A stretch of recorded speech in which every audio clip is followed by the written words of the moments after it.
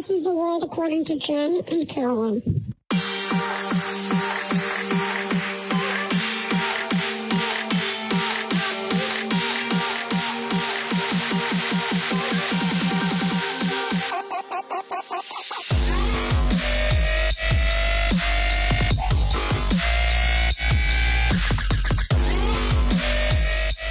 All right, everyone.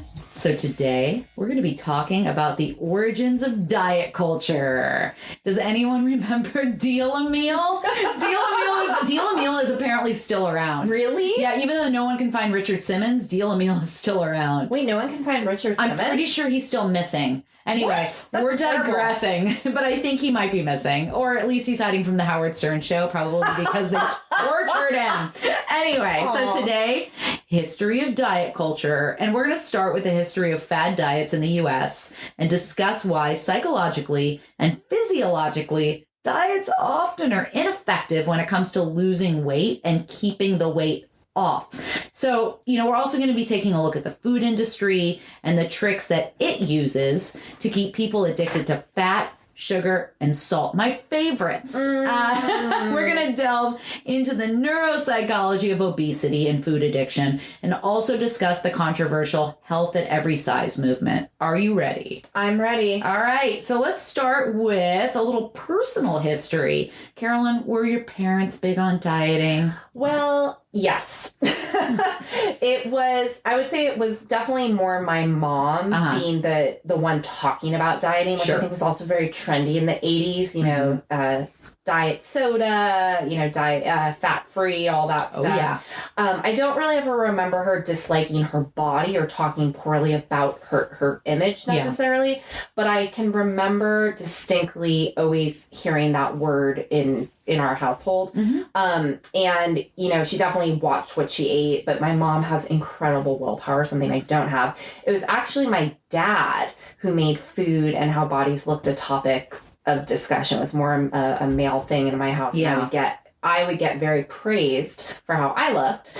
And my sister and I both have very different body types, and she would get, unfortunately, more criticized for her body type. My mom was a bodybuilder. So talk about a lesbian stereotype. She was pretty ripped. She was small. She was 5'2", maybe 110, 115 pounds tops. And muscle. And she was a gym rat. She lived at the gym. She did physical labor for a living. And she also had the mentality of probably a 15-year-old because of abuse that she had endured, as well as, some personality disorders that I've mentioned in previous episodes. So she was really cruel when it came to overweight people and was constantly making comments about people, even my friends' parents. And it was rough. And that's what I grew up with, that indoctrination of thin is good, thin is beautiful. Yes. If you're not thin, there's something fundamentally wrong with you. You're lazy, you don't care, a lot of, degrading terminology associated with being overweight, right? So that's what I grew up with. And so, all right, now that we know about our sordid history, we're gonna do some healing after this. The 80s and the 90s, it was just a weird time in general in terms of the images and diet culture and things of that nature being pushed down our throats. And I say ours as women. Yeah. Because this is not something that men were really forced to endure. Not to the extent that we were and still are. So we're going to get into that. So I think it's important. We like to always start with a history lesson. We're going to go with the history of diet culture. So, what is diet culture? So this is from Embody Health London. Diet culture can be understood as a system of socially constructed and conditioned beliefs that thinness is synonymous with health and associated with a sense of moral virtue. It often offers a culturally prescribed body shape, an ideal that preaches an ever-shrinking, skinny, and sickly form, often only attainable through restriction and deprivation. So where does it come from? It goes back to, like so many things, the ancient Greeks, where moderation and regulation of food intake was promoted to attain calmness. It represented a marker of supreme self-control, which was one of the highest virtues in ancient Greece. As opposed to the Romans who had vomitoriums. Right, exactly, yeah. The Romans were like, we're going to eat and drink and have orgies, and then we're going to vomit and walk to work. Sweet. I would much rather, well, no, I don't know. I don't like either. Anyway, so... In the 1500s, we're going to skip way ahead here, 1500s, Venetian nobleman Luigi Canaro published the first diet book, Discourses on the Sober Life, The Art of Living Long. It was super celebrated. I'm like, sobriety. I'll diet early. I'm drinking my calories. So 1800s, we had Victorian anorexia, where women would undergo self-imposed starvation to look as thin and frail as possible. As a result, it was during this period that the first real diet retreats, calorie counting books, and low-carb diets were produced and promoted to the masses as a means of weight management. Then came the 1900s. This is horrible. It's so awful. The tapeworm diet. Theoretically, one would swallow a tapeworm or tapeworm pills. The worm would then live in your stomach and consume some of your food. Well, vintage advertisements have been found. There's no evidence that tapeworms were actually sold. Okay, so this might be the stuff of legend. Fascinating. Oh, this one I love. 1920s Lucky Strike cigarettes. Yes. They posted ads of women smoking cigarettes that implied, that was my chair, not my butt. Implied or claimed that smoking would stop the urge to overeat. Well, smoking does make me nauseous. It's not true. Yeah, I was going to say it's not untrue. That's true. 1941, alternative health enthusiast Stanley Burroughs created the Master Cleanse or lemonade diet, which is actually still around. 1950s, during this decade, the infamous cabbage soup diet emerged. 1961, that's when Weight Watchers was established. 1970, the wine and eggs diet. I'm kind of into this. It smells terrible. Yeah, I don't want to be around me. I don't want to be around you when you eat drunk eggs. and gaseous. Gross. This diet was published in Vogue magazine in 1977, and it's almost exactly what it sounds like. Then there was Slim Fast diets, Slim also Fast. in the 70s. I was big into Slim Fast. Were you? Yeah. It's one of those unsustainable ones. We're going to talk about it. The sugar diet. I'm on that. Right? I was on this. The sugar diet was marked as an appetite suppressant in the 70s by sugar companies. Surprise! Sugar companies. Amazing marketing. Yeah. Ads encouraged dieters to spoil your appetite with sugar before a meal by eating a spoonful of sugar or nibbling on a cookie. 1985, we saw Jenny Craig. 1988, Oprah made the OptiFast diet famous. That's when remember when she rolled out, she got super skinny and rolled out the fat on the wagon? Yeah. That was that. This was also a diet about shakes, the OptiFast diet. Then 1998, Atkins diet. People know about that. Restricting your carbs. 2003, Dr. Arthur Agatston created the South Beach diet. Doctor designed foolproof plan for fast and healthy weight loss. Not so sure about that. 2007, we saw the keto diet, which is a high fat diet, which is, oh my God. I tried this diet. I felt like absolute ass. Yeah. Bacon, avocado, steak, cheese, coconut oil, small amounts of green vegetables and berries. I know. It doesn't make any sense. No, my heart hurts just thinking about it. Let's put you in ketosis. Yeah. It's like a bad thing. No, it's not a good thing. Yeah. 2009, the Whole30 diet. This involves eating specific unprocessed foods. That's cool. Processed foods suck. So, for example, you can have meat, seafood, eggs, vegetables, fruit, natural fats, herbs, spices, and seasoning are acceptable. You can't have like sugar and shit. No alcohol, which I can't do this. Then we had 2013, the paleo diet, which is pretty similar to the keto diet. I felt like shit on this as well. That's a lot of meat, limiting your carbs, saying, no grains. Right, no grains. Oh, our ancestors, our primitive ancestors, let's return to the way they ate. Well, they're all dead, so I don't know if it was necessarily the best advice. 2018, we have intermittent fasting, so I might skip breakfast, eat some lunch, maybe skip dinner, whatever. That's intermittent fasting. So, long story short, researchers have largely concluded that diets don't work. Interesting. And ever been on a diet? Has it been a long-term success? Nope. Typically not. I cringe whenever somebody says, oh, I'm doing this diet. Like, I'm on the juice cleanse. Yes. I'm like, oh, fuck, dude. Like, that's not sustainable. It's not sustainable. Yeah. So anyway, we'll talk more about sustainability. But researchers say diets don't work because, 1, dieting can lead to disordered eating patterns or bad relationships with food. We're going to talk more about disordered eating. Yes. Reason 2, dieting is associated with weight gain, not weight loss. That's interesting. Reason 3, season 3. People trying to lose weight will get stuck in the dieting cycle. So true. Very true. A lot of yo-yoing. I keep saying diets only focus on food and not overall health. Yes. Very true. It's not a holistic approach. And usually. the reasons why we eat. Yeah.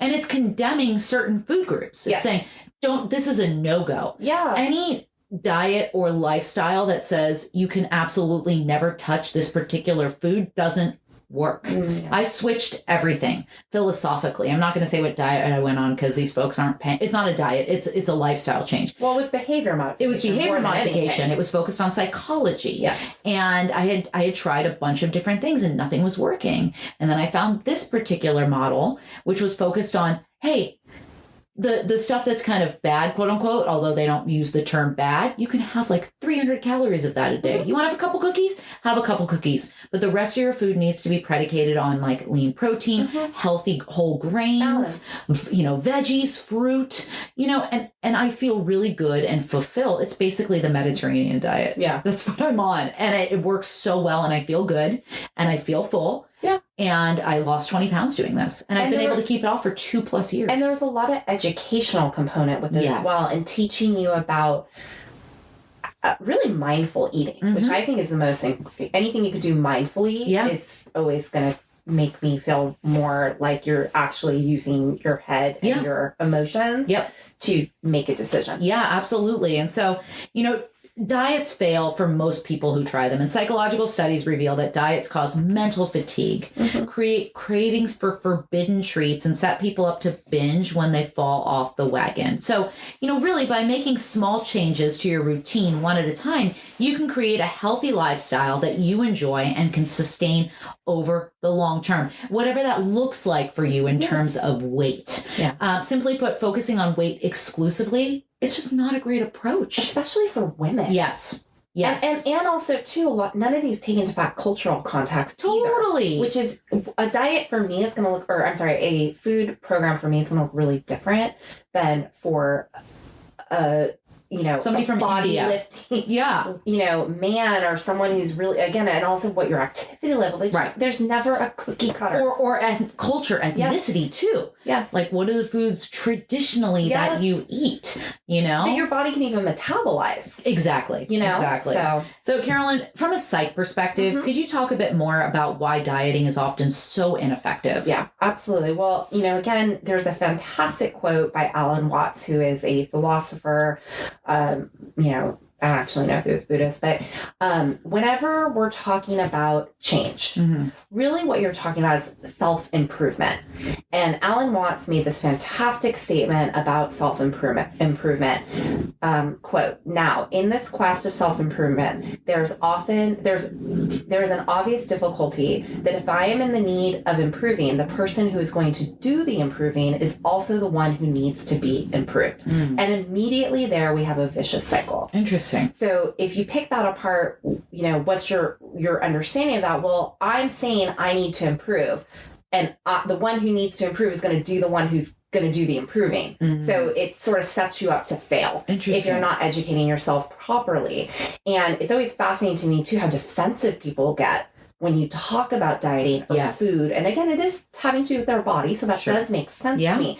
But I think people tend to punish themselves so much and talk of this as a lot. Like I even mentioned it, my mom has really great willpower. Well, my mom makes really good choices too, and she thinks carefully, and she has a background in nutrition and nursing, and she has resources, and it's not, studies have come out recently that this is less associated with willpower and more associated with economics and resources. Yes.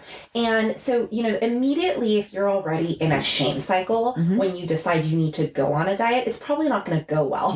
It's a spiral. It is a spiral. And it's not about willpower or laziness, and we need to step away from these judgments when we look at weight. Yes. And take that shame away. And it goes in both directions, not just if you look at eating on a spectrum, you're always trying to get to what's healthy. So even in my practice, whenever parents will come in and say, well, my daughter's getting really overweight. And I'm like, well, what's healthy for them? It's not their fat or their thin. It's what's the most healthy for their body and type what's and their happening age. To them. Yes. And there's so many other factors that influence that.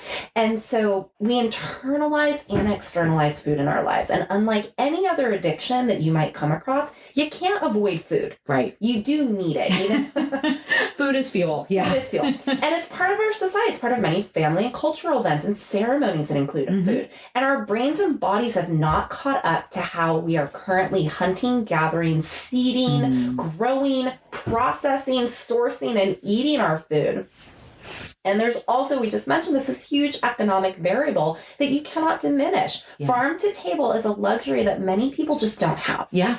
And the way that that we don't know how our nervous system is also impacting that and what our stress levels, you can't, one taps into the other, and there's so many intersections of how weight and mental health and health history and how we view food. So there's so much more, but I really love this study. It's called the What the Hell Effect, which I just like the title. But studies have consistently revealed that dieting usually leads to weight gain, not weight loss. A 2013 review published online in Frontiers of Psychology, investigators looked at 15 to 20 studies that showed how dieting predicted weight gain, especially in adolescents and in adults. Bottom line is our brains are an organ. I've stated this before. They are not computers. They are shaped by our environment and influenced by that. And it's a pretty vital one. And whether we like it or not, our brains can only consume and function sugar, which comes from whole grains. Our brain, or carbohydrates, sugar. Our brain needs energy, and it's a main source. It comes out of glucose, and it's estimated that when fueled by carbohydrates, the brain needs roughly 110 to 145 grams of glucose, and it breakdowns from the carbs that you eat all day. So cutting, a lot of diets typically cut out carbohydrates. That's killing your brain. All right. So now I have a brain that's not getting what it needs, which is kind of a big deal because everything that functions in our body is predicated on from the top down and the bottom up, right? So one of the main reasons, Jen, why diets do not work is they cause mental fatigue. And due to our brains not getting the appropriate nutrients it needs, and then under the stress of the high fat sugar foods makes people go into that starvation brain mode. Oh, that makes sense. Then you get cranky and you actually tend to overconsume. And anytime you were being told that drastic requirements, and we talked about this before, cutting portions, restricting calories, eliminating entire food groups, that includes carbohydrates, fats, some sweets, right? But you're going to feel deprived. And the truth is that these strategies don't work, and they're too extreme, and they make you feel like shit. And that's not a growth mindset. That's going to set you up to feel shitty about yourself. And then, I don't know about you, but when I feel shitty about myself, I eat.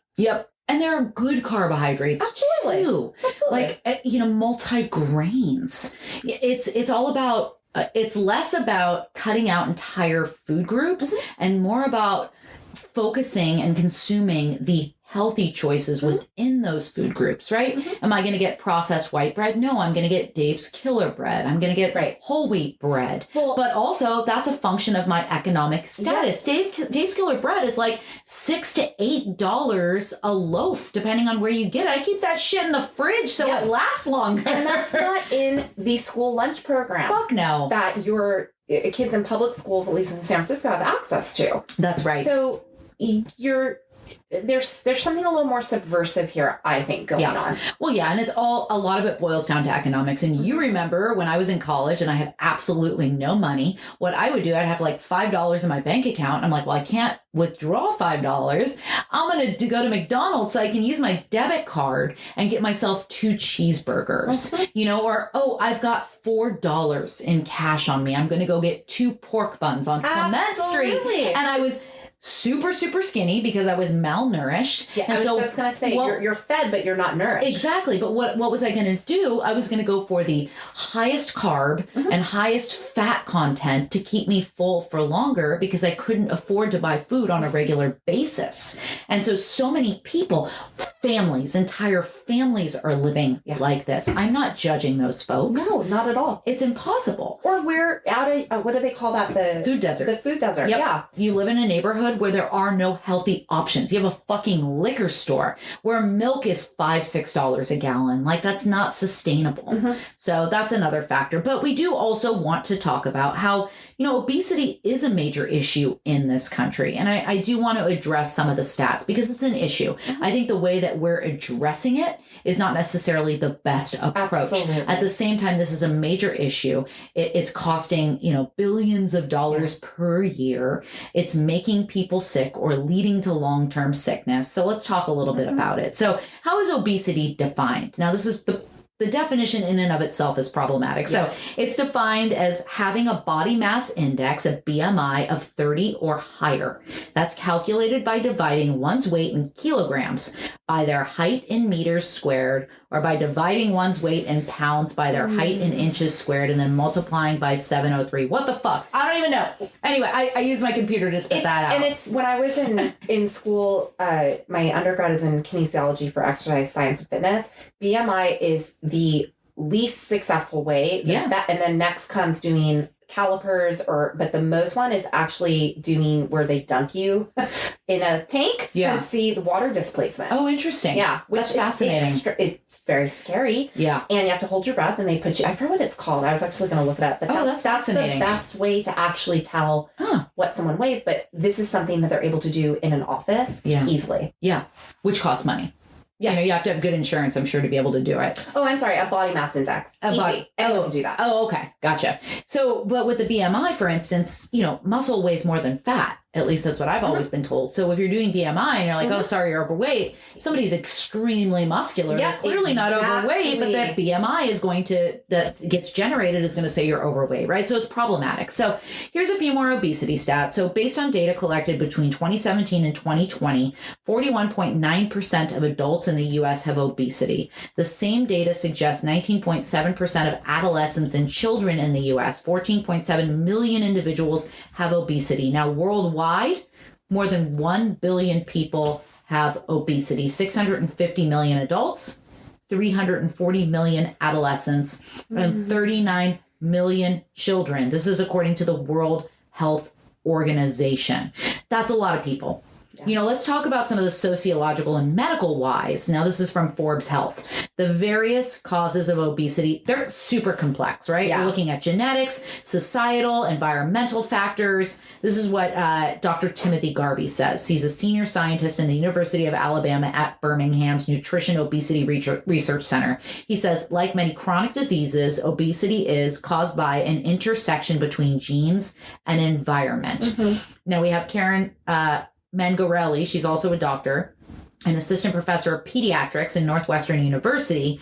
She says, while the genetic predisposition for obesity has likely always existed among populations, over the course of the last several generations, multiple changes in our environment have occurred that promote weight gain among people, she explains. More time spent sitting in cars, at computers, as well as the development of highly processed foods are all examples of environmental changes that contribute to rising obesity rates. So, we know obesity is closely related to diet and lack of physical activity. And according to the World Health Organization, they say, the fundamental cause of obesity and being overweight is an energy imbalance between calories consumed and calories expended. So, we're Americans. We love to fucking eat. Let's face it. We have to own that. And also, our modern capitalist society does not leave a ton of time for healthy food prep, frequent exercise, and all the other components that contribute to a healthy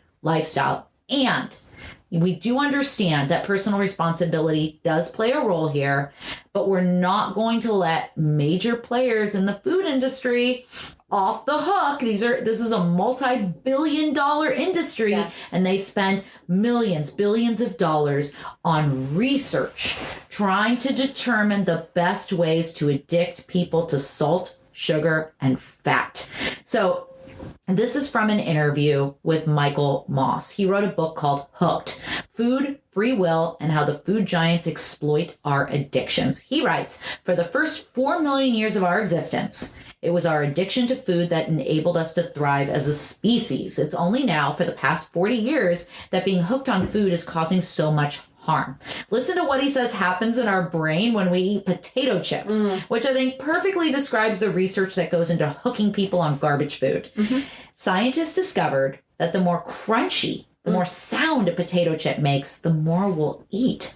One of the things, I'm like, I have misophonia. I don't like food sounds. One of the things that's most powerful in dealing with the brain is the salt on the surface of the chip that the industry calls that flavor burst. One of the hallmarks of addiction is speed. Drug researchers know that the faster a substance hits the brain, the more apt we are to lose control over our willpower and to act impulsively and compulsively. As it turns out, there's nothing faster than food in the way it hits your brain. Isn't that fascinating? Here's what happens. You put the potato chip in your mouth. It hits your tongue. I only think of his Will Ferrell being like drinking that beer, pounding that beer. He's like, feels so good when it hits the back of your throat. So salt being on the surface touches the taste buds. The taste buds don't send the salt to the brain. They'll send a signal to the brain right through the taste bud system, through a neurological system. Boom, instant gratification. Okay, now here's some great info. I want a potato chip. I know, right? Just the description alone. I'm like, Pringles. And remember Pringles? Once you pop, you can't stop. Another one was bet you can't eat just one. Yeah. They're right. They're telling me. They're disclosing their devious shit, and we still are going for it. Off script, but remember when the potato chips, they give you diarrhea because they use that fake Olestra? Everyone get the shits really bad. Oh my God. That was food science going awry. Probably make you lose weight, actually. So here's some info from another great article that explains how the food industry actually manufactures our cravings. A New York Times investigative reporter who spent 4 years prying open the secrets of the food industry's scientists said, I was totally surprised.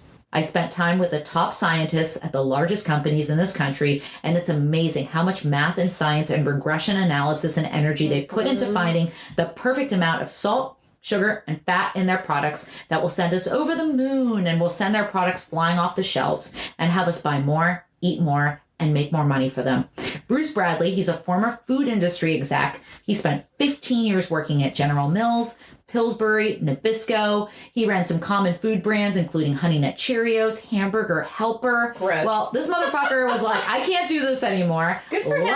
He now writes a food blog that's critical of the industry. And he says, I decided to step out and ultimately speak out in hopes of bringing more awareness to the issue, he said. What we eat and drink from a lot of these big food and beverage companies isn't that good for us, and we should reconsider it. He says these products are designed to keep you coming back to eat more and more and more. They're trying to increase their share of your stomach. So it's kind of the perfect shitstorm, right? Busy lives, limited time to cook, minimal time to exercise for many, lots of time spent at a desk or a computer for a lot of us. And don't even get me started on how the food industry deliberately targets people of color and low-income folks. All right, so Carolyn, can we talk about some of the psychological reasons associated with, we talked about the term disordered eating, as well as what certain foods do to our brain that might make losing weight and keeping it off super hard? Well, there's a lot of evolutionary explanations for, again, the way that, and again, within different cultures, but the way that we choose food. And I even remember them saying that like Cheetos are the most interesting food to eat because our brains, they don't look the same. And so we're very interested in textures. I mean, again, this is an industry. They know this. And so, food preferences and the way we eat had adaptive benefits that certain foods would have offered our ancestors who lived in a very different environment. Again, I get really frustrated when people are like, well, in caveman times. I'm like, why are we talking about that? Yeah.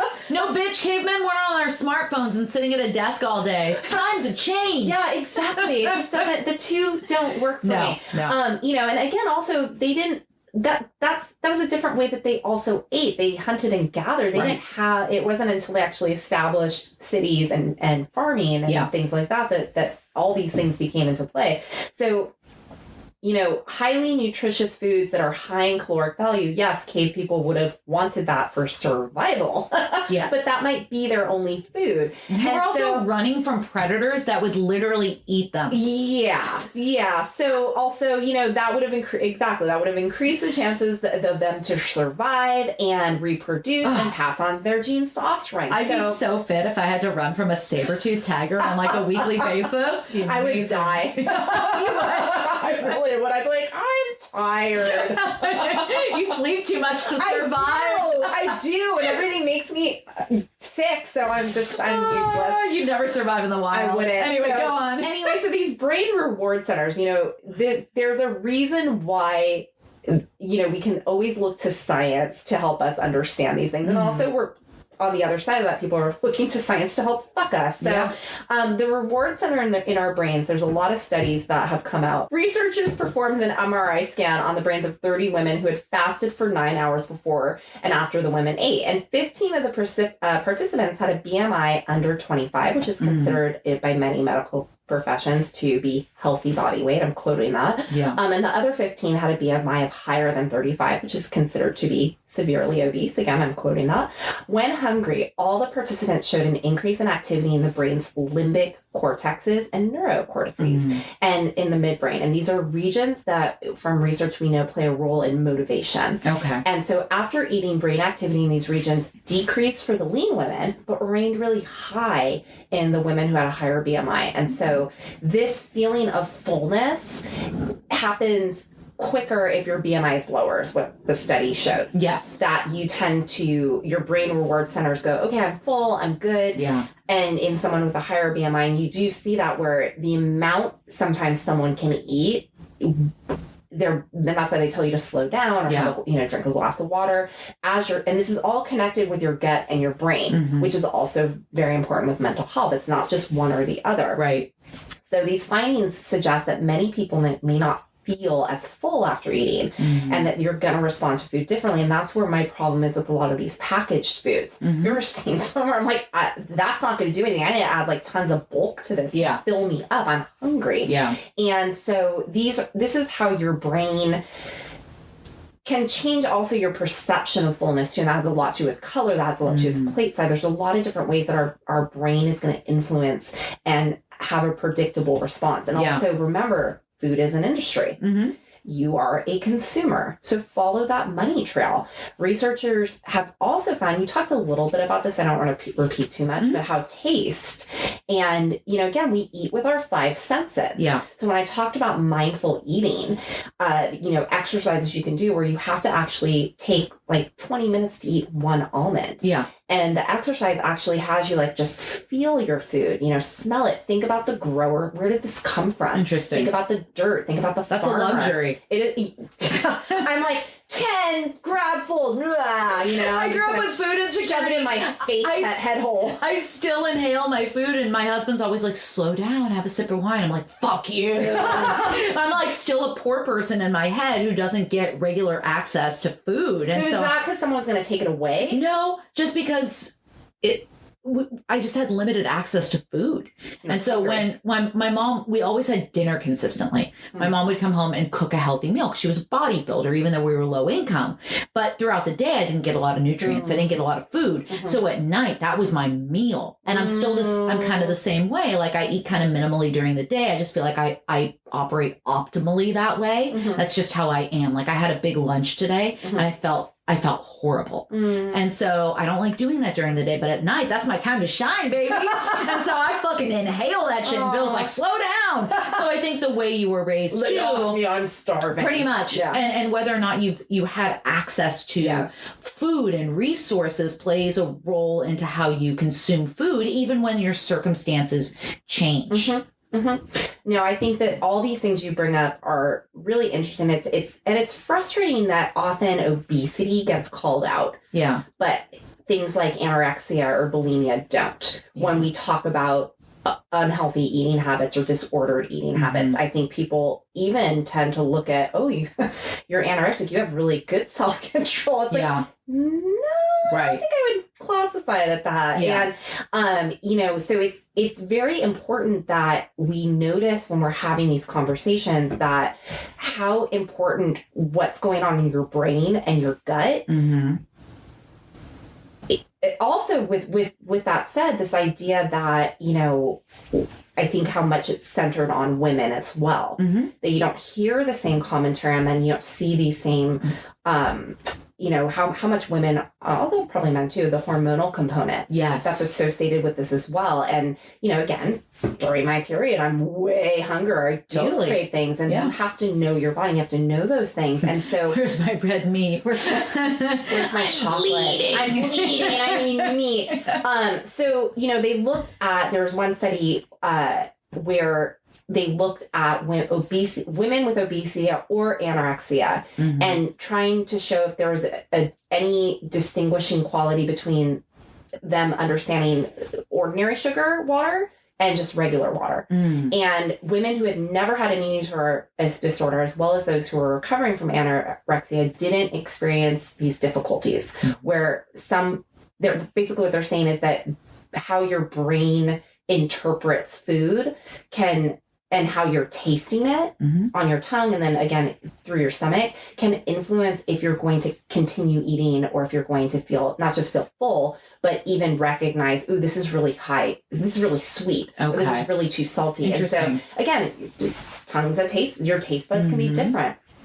So, again, these ideas that different hormones such as leptin, which is a hormone that aids in feeling satiated and full, is altered in people with obesity and anorexia. So it's going to change how your brain literally responds to Interesting. food. Yeah. And, these different flavor intensities, when you look at how the science of food manufacturing, God, high fructose corn syrup, which doesn't exist in other countries. No. I think you talk about this later, but other countries that never had problems with obesity are now infiltrating American food, China, and they're getting obese. I think and I'm not going to say obese, they're having health problems. Well, the number one killer in China right now, I believe, is heart disease, and obesity has shot through the roof because they're consuming more of an Americanized diet now. And since that transpired, you see all these health disparities.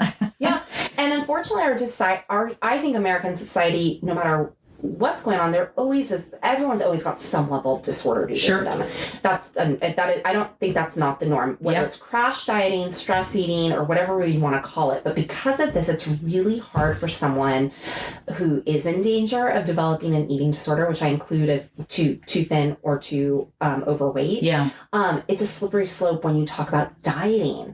And so if you go into your doctor's office and say, hey, I'm on a diet, they're going to go, oh, that's great. Yep. Totally. But if you say, oh, I'm really, struggling and I'm very stressed. Well, let's give you some medication. Oh, sure. Yep. And so clearly not everyone who diets develops an eating disorder, of course, but research does show 33% of occasional dieters will become pathological dieters, and 25% of those diets will progress into some sort of full-blown eating disorder. Oh, wow. And 80 to 90% of all eating disorders begin with a diet. Interesting. And I can absolutely attest to this. The minute a 10-year-old girl or boy comes into my office and starts talking me about their body, again, healthy eating's always a topic, but my red flag goes up.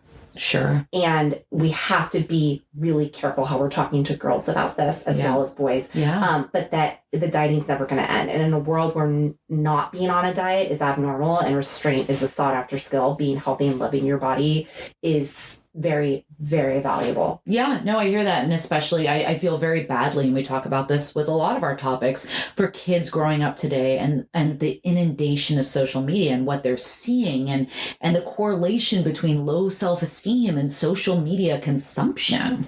And people who are they see pictures of themselves without filters and they become depressed. So I don't filter any of my shit. I'm I don't want to get used to looking flawless. No warts at all. Interesting to me too in graduate school about CPS reporting, that you will CPS report if you think the child's too thin. that they're not getting their food. But it's always interesting to me when I see a child who's extremely overweight. Yeah. And I'm thinking to myself, well, this seems really scary too, because you're setting that child up either way, whether they're unhealthy, too thin or too overweight, you're setting them up for a lifetime of illness. Well, also when somebody is too thin or somebody is overweight, often that's associated with, psychological challenges, emotional, behavioral, emotional health, whatever, like something's going on. Yes. And I'm either binge eating to contend with my emotions, or I'm starving myself. Yeah. And it works. It does. It does. You will have that brain reward center is going to light up. Yeah. Just as any other opioid and dopamine inducing agent would do. Yeah. But then you come down. For sure. That makes total sense. So, I wanted to talk about a movement that is a bit controversial. And I think that when folks don't necessarily understand what it is, they're like, oh, that's where the controversy comes from. But when you start to read about it and understand what it's really about, it makes total sense. So, we want to look at alternatives to dieting that offer a more holistic approach that's not focused solely on weight. So, health at every size, or HAES. It's controversial primarily, like I said, because it's misunderstood. So I want to give you the definition according to a National Geographic article. So health at every size is a lifestyle that encourages healthy eating and enjoyable physical activity as a way to feel better and live longer. Unlike other programs, it does not believe weight loss through dieting is the best way to become healthy. Makes sense. This movement is not about promoting obesity or contending that obesity is healthy. And according to this Nat Geo article, it seems to work. Here's the scientific evidence. In 2006, study by researchers at the U.S. Department of Agriculture looked at 78 obese women who were placed into either Health at Every Size program or a traditional weight loss program. Women in the weight loss program were instructed to eat less, count calories, and exercise more. The Health at Every Size group was encouraged to eat when they were hungry and to appreciate the feeling of fullness, to make healthy food choices, and to find a style of physical activity that was most enjoyable for them. They were not given a list of forbidden foods, nor were they told to exercise to lose weight. They were also given techniques to build their self-esteem and to increase the confidence they had in their bodies. After 2 years, both groups weighed approximately the same. The women in the weight loss group lost some weight after 6 months, but gained it after 2 years. The women in the Health at Every Size group had healthier blood pressure, lower cholesterol, and were more physically active than the dieting group. So the Health at Every Size advocates claim that the stats I shared earlier are wrong, at least to an extent. So, in Health at Every Size, Bacon, she's the author of the book Health at Every Size, writes, I know, God damn you. Bacon does sound amazing.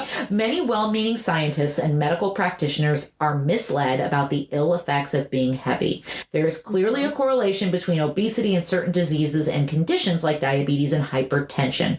But that doesn't mean fat causes these conditions. Yes. It may be whatever causes the diabetes also causes weight gain. So that makes sense. It's a very chicken and egg paradox to me, right? Also, there's a lot of research out there that supports the theory that high rates of heart disease, for instance, in the Black community is at least in part due to systemic racism, which takes a daily toll on your fucking health. There's the stress, the cortisol. The stress. Yep. There's a study that I read when I was teaching trauma-informed systems and care, which was predicated on teaching that racism was a mental health issue. Yes. And it talks about, for those of you who are familiar with Oakland, it gave a stat. So the folks that lived above MacArthur-Bart had a 12-year longer life expectancy than those who lived below. Above, people with money tend to be whiter. Those below MacArthur tend to be people of color, low income. So those are called the social determinants of health, not only predicated on food, but other social factors that determine how healthy you are and how long you're going to live. Anyway, that's a whole last episode on its own. And let's not blame that. Let's actually point the finger at you. Right. And say it's your fault that you're not eating well. It's your fault that you're feeding your child something. Yeah, it's your fault that you work fucking 2 jobs. That's and convenient. work, 16 hours a day and can only have time and bandwidth to go through the drive-thru at McDonald's. McDonald's. That's your fault. No, that's America's fault. Yes. I'm really sorry. It is. It's our system. Absolutely. Fuck capitalism. Anyway, really digressing here. But the critics of health at every size say, like, hey, there's something here, but we need to focus on a more diverse population. I guess with health at every size, they'd focus primarily, I think, on white women and a lot of white women who had eating disorders. Well, and who have time to participate in a fucking study. Right, exactly. Who has that kind of time? So anyway, what I want to say ultimately, or what we want to say is that, we know diets don't work. I cringe every time someone mentions going on a fad diet to drop weight. I was talking to somebody and they're like, oh, I'm not eating sugar. I'm not eating this. I'm not eating that. I'm like, oh my God, the deprivation, and like I mentioned, my lifestyle, I don't want to call it a diet. I can eat all the fruit and veggies I want in a day. There's no limitation, and that's cool. Like it taught me how to snack healthy, this program that I went through. And that's awesome. But I can still have some sweets. Well, and your body will adapt to that differently. Exactly. Too. You won't create the sugars, the way they've genetically modified things, it's intended to make you want it more. That's right. So the minute you eliminate it, the cravings are actually going to go away if you can push past that. Really what I think is it's withdrawal. Yeah, it is withdrawal. I mean, it's a drug. Food is a drug. Yes. Sugar is a drug. Yes. So, and again, this goes right into what I was going to say next. Addiction is a fucking powerful thing. And food addiction, it's no different in terms of the way it impacts and stimulates your brain. Mm-hmm. And don't forget, you're actively being targeted by a multi-billion-dollar industry that's making money off of keeping you addicted and unhealthy. Supersize it. Yeah, supersize it, right? So we know there's so much to cover. There's only so much we can hit. So final thought, Jerry Springer style son, consuming high-fat, high-salt food, especially combined with a sedentary lifestyle, opens the door to serious health consequences. I don't think that's scientifically debatable. And I think Dr. Savannah Panian said it best when she said, yes, you can be overweight and metabolically healthy. At the same time, we know that obesity is a disease that affects the body in many different ways. 13 types of cancer and 200 other health conditions are related to obesity. We also recognize that skinny people can be unhealthy. Absolutely. Shit, dude. When I was 130 pounds, which is not, 5'5", 130 pounds, I was pre-diabetic. And it was because of all the sugar I was eating. Wow. It was because of what I was choosing to put in my body. I don't think anybody would have looked at me and said, this person is overweight, this person is obese. In fact, according to the BMI, I was fine. Mm-hmm. I was fine. But I was literally developing diabetes, right? So, it's a thing. We're not saying that only people who are overweight can be unhealthy.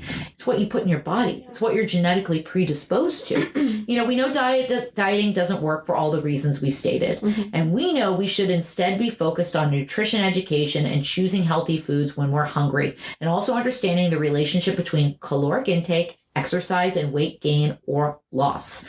Oh, and F the food industry and their addictive ass ways. So, don't you love my purse today? What does it say? I can't see. Fuck Monsanto. Absolutely. Genetically modified food, bro. We want to end with this with saying respect is key. Just like I don't like folks telling me that I'm too thin, which has happened most of my life, and telling me, oh, you need to eat more. Fuck you. Overweight people don't need your scorn or criticism. Mm-hmm. When has making someone feel like shit ever motivated them to make positive change? Especially when it comes to women. Yeah. Let's shut the fuck up about other people's bodies. Period. We can have a meaningful dialogue about obesity without condemning individuals. Yes, we have to look at the systemic, psychological, neurobiological, and socioeconomic reasons behind the issue. We need a comprehensive approach that takes all of these factors into consideration. Bravo. Agreed. Yeah, that's it. So we hope you enjoyed this episode. I'm about to go tear apart chicken with my hands. We call it chicken picking in my house. And we hope you have a good night. Tune in, give us 5 stars, check us out. We're all up on TikTok these days. That's where the kids are. So check us out there. All right, bye. Bye.